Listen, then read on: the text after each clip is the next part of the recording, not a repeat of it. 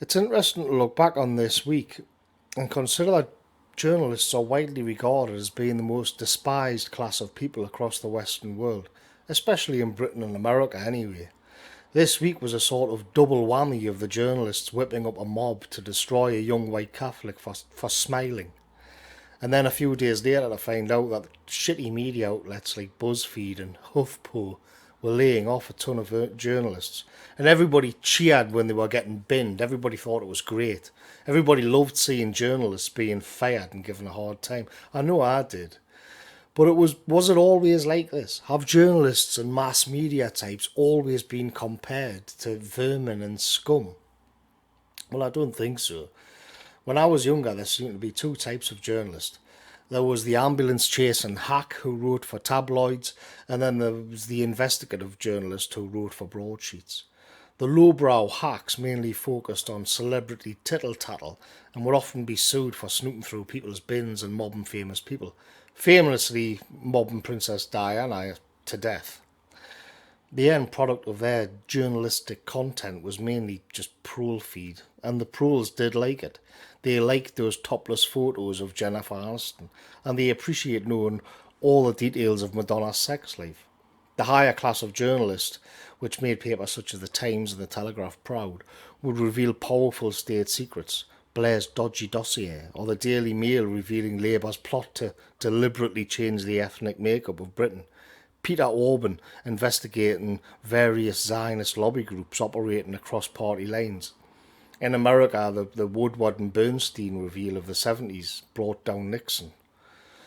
What both of these schools of journalism had in common was that the primary activity of the journalist would be to expose the corruption and lies of those with power, though obviously there was heavy political bias involved.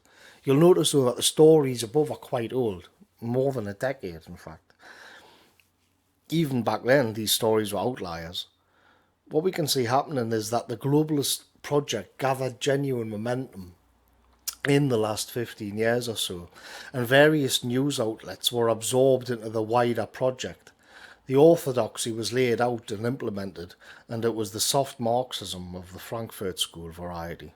Less than 10 years ago, you could actually read a reactionary article at the Daily Telegraph focusing in on the march through the institutions. That's called a conspiracy theory today. But then the Telegraph itself was absorbed into the PC mass and it all vanished. Those who now wish to have a job in journalism were left with some choices. On the right, it meant cooking and trying to sell the economic merits of mass immigration, or just opening up a blog, or writing from some obscure Catholic website. For people on the left, it meant whoring themselves to the money power, and they whored themselves willingly. After all, the new soft Marxism wasn't primarily interested in economics but culture and identity, and they found that they had the backing of the most powerful institutions on earth. But this led to a problem. Now the left would no longer be holding truth to power because they were the power. If they wanted to side with the little guy on the street, their allegiance would be with the white working class, for example, who are having their wages crushed by immigration and losing their identity, losing the villages and towns which they called home. They would have to side with them against the oligarchs, but they didn't. They punched down. The enemy was no longer Wall Street or banks or fat cat businessmen. It was Dave and Sue from Burnley who didn't want another mosque. It was the people who voted Brexit. It was ignoring the mass rapes of English girls. It was attacking people who were angry about that issue.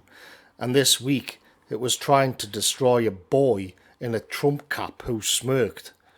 The left, who once prided themselves on speaking truth to power, now have banks and credit card companies on speed dial so they can have people financially crippled for not toeing the line of the oligarchs.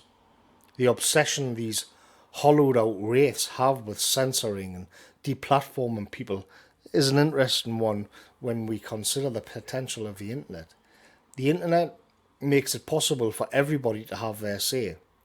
Everybody can open a blog or make a video. The common man and woman can now spread their views of the world to the world, and so in a sense, equality has been achieved. The great digital leveller means that a working class bloke from the northeast like me can voice his opinion on a public space, as can the presenter of CNN. Information and opinion have been socialised. I have parity with Owen Jones. The blue tick Twitterati should be happy. The common man has equality with them. But of course they aren't happy.